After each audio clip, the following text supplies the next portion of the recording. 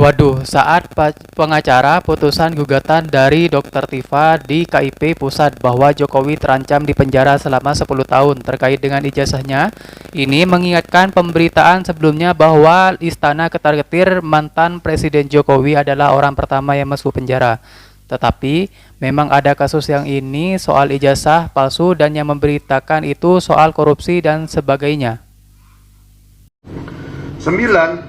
Bahwa pemohon menerangkan terdapat ketentuan pidana sebagaimana diatur dalam Undang-Undang Kearsipan sebagai berikut. 1. Pasal 84 menyebutkan bahwa pejabat yang dengan sengaja tidak melaksanakan pemberkasan dan pelaporan sebagaimana dimaksud dalam pasal 43 ayat 1 dipidana dengan pidana penjara paling lama 10 tahun dan denda paling banyak 500 juta rupiah. Akan saya mendengar sendiri dari ring 1 istana yang membantu Presiden Jokowi sampai sekarang, ya mereka, ini nggak mungkin saya buka ya Bro Firman ya, mereka sampai bilang gini, mereka khawatir Presiden pertama di Indonesia ini yang masuk penjara itu adalah Presiden Joko Widodo. Jadi apakah betul Pak Jokowi ini nanti akan jadi presiden yang pertama di Indonesia yang masuk ke penjara? Kita belum tahu, karena dalam beberapa kasus sebelumnya kan pernah terjadi juga 2 orang presiden yang jatuh secara tidak normal gitu. Yang pertama adalah Bung Karno dan yang kedua Pak Harto. Kalau Pak Harto itu mengundurkan diri dan kemudian melahirkan era reformasi di kita ya. 7. Bahwa pemohon merujuk pada ketentuan pasal 43 ayat 1, 2, dan 3 Undang-Undang Kearsipan yang pada pokoknya mengatur 1. Pejabat yang bertanggung jawab atas masalah pemerintahan strategis wajib memberkaskan dan melaporkan arsipnya kepada Andri. 2. Pemberkasan dan pelaporan wajib dilakukan paling lama 1 tahun sejak terjadinya kegiatan. 3. Arsip yang tercipta wajib diserahkan kepada Andri dalam bentuk salinan otentik dari naskah asli. Berdasarkan ketentuan tersebut, pemohon menyimpulkan bahwa Andri memiliki kewajiban hukum untuk melakukan akuisisi penambahan hasanah arsip statis dan KPU memiliki kewajiban untuk menyerahkannya. 8. Bahwa pemohon menyatakan sifat dari undang-undang dan peraturan dibuat adalah pertama untuk mengatur yang isinya adalah perintah dan larangan. Kedua adalah memaksa, yaitu terdapat sanksi jika melanggar. Selain itu undang-undang bersifat imperatif atau memaksa dan mengingat umum demi melindungi hak masyarakat dan tertib administrasi negara. 9. Bahwa pemohon menerangkan terdapat ketentuan pidana sebagaimana diatur dalam Undang-Undang Kearsipan sebagai berikut. 1. Pasal 84 menyebutkan bahwa pejabat yang dengan sengaja tidak melaksanakan pemberkasan dan pelaporan sebagaimana dimaksud dalam pasal 43 ayat 1 dipidana dengan pidana penjara paling lama 10 tahun dan denda paling banyak 500 juta rupiah. 2. Pasal 88 menyebutkan bahwa pihak ketiga yang tidak menyerahkan arsip yang tercipta dari kegiatan yang dibiayai dengan anggaran negara sebagaimana dimaksud dalam pasal 58 ayat 3 dipidana dengan pidana penjara paling lama 5 tahun atau denda paling banyak 250 juta rupiah. 10. Bahwa pemohon menegaskan rincian informasi publik yang dimohonkan dalam perkara aku sebagai berikut. A. 1. Salinan dokumen ijazah atas nama Joko Widodo untuk pencalonan Presiden Republik Indonesia periode 2014-2019 yang diarsipkan di Andri. 2. Salinan dokumen ijazah atas nama Joko Widodo untuk pencalonan Presiden Republik Indonesia periode 2019-2024 yang diarsipkan di Andri. 3. Berkas-berkas verifikasi yang dilakukan oleh KPU. 4. Serah terima dokumen dari partai pengusung kepada KPU. 11.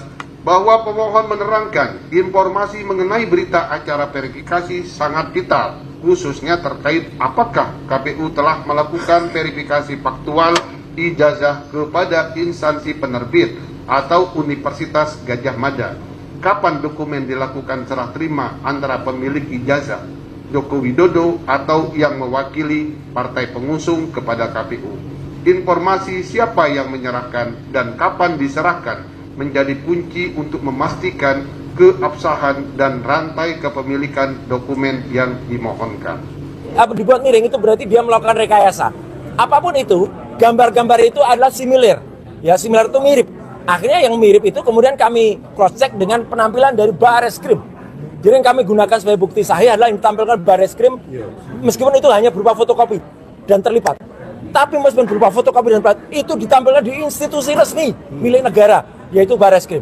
Itu kemudian kita analisis, kita perbandingkan dengan tampilannya, dan kita analisis dengan temuan ketika kami ke KPU menerima langsung itu dari KPU, dan itu sudah saya periksa juga sebelum saya berangkat kemarin ke Solo dan ke Malang, ya, itu adalah identik.